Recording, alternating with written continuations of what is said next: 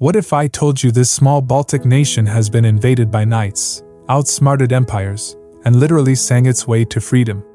Welcome to Estonia, a land of ancient resilience, shocking history, and a digital future that's straight out of sci-fi.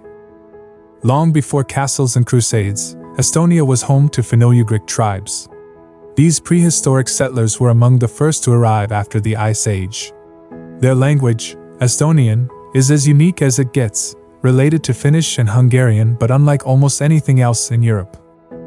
Imagine trying to learn Estonian and realizing the word for beach is rand. Sounds relaxing, right? Until you realize the language has 14 cases. Yes, 14. Estonia wasn't just on Viking trade routes, it was a key stop. Archaeological digs have unearthed Viking weapons, coins, and even burial sites. While the Vikings weren't exactly throwing pool parties, their influence left a lasting mark.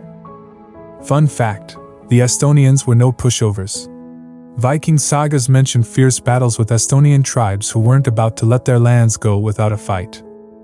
In the 13th century, the Teutonic Knights arrived, armed with swords and divine mission statements. Their goal? To convert the pagan Estonians by any means necessary. Spoiler alert, it wasn't peaceful. This era marked a dramatic shift in Estonian society. Pagan traditions were suppressed, lands were taken, and the people faced centuries of foreign domination. First came the Swedes, ruling Estonia from 1561 to 1710. Known as the good old Swedish times, this period brought some stability and reforms. But then came the Russian Empire, and stability, well, it got lost in translation. Under Russian rule, Estonians got a crash course in imperial bureaucracy, which is like learning how to swim in quicksand. Fast forward to the chaos after World War I. Estonians seized the moment, declaring independence in 1918. Against all odds, they fought off both Soviet and German forces, earning their freedom in the War of Independence. This wasn't just a military victory, it was a declaration of identity. The Republic of Estonia was born, and its people finally had a country to call their own. But freedom was short-lived. In 1940, Estonia fell under Soviet occupation. Then came the Nazis, followed by a second Soviet invasion. The 20th century was a nightmare of deportations, repression, and survival. Entire families were sent to Siberian gulags, and Estonian culture faced annihilation. Yet, even in darkness, resilience shone through. And then, something extraordinary happened. In the late 1980s, Estonians fought back, not with guns, but with music. The singing revolution united the nation in peaceful protest, culminating in independence in 1991. Imagine the power of a song that toppled an empire. Estonia became a beacon of hope for nonviolent resistance worldwide. Despite centuries of foreign rule, Estonia never lost its cultural soul.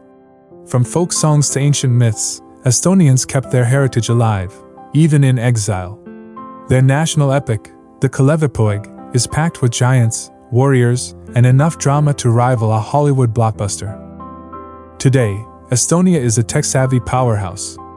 It's the first nation to offer e-residency, and its digital society is years ahead. Oh, and don't forget Skype. It was invented here. Estonia went from medieval castles to coding castles in just a few decades. Talk about glow-ups. Did you know Estonia celebrates a 5th season in Sima National Park? Or that its forests are said to be haunted by mischievous spirits called krats? And no, Estonians don't hibernate all winter. They actually embrace the cold with sauna sessions and icy swims. Brave or crazy? You decide. Estonia's history is a tale of survival, resilience, and reinvention. From ancient tribes to modern tech leaders, this small nation proves that size doesn't define greatness. So, next time you think of Estonia, remember, it's not just a country, it's an inspiration.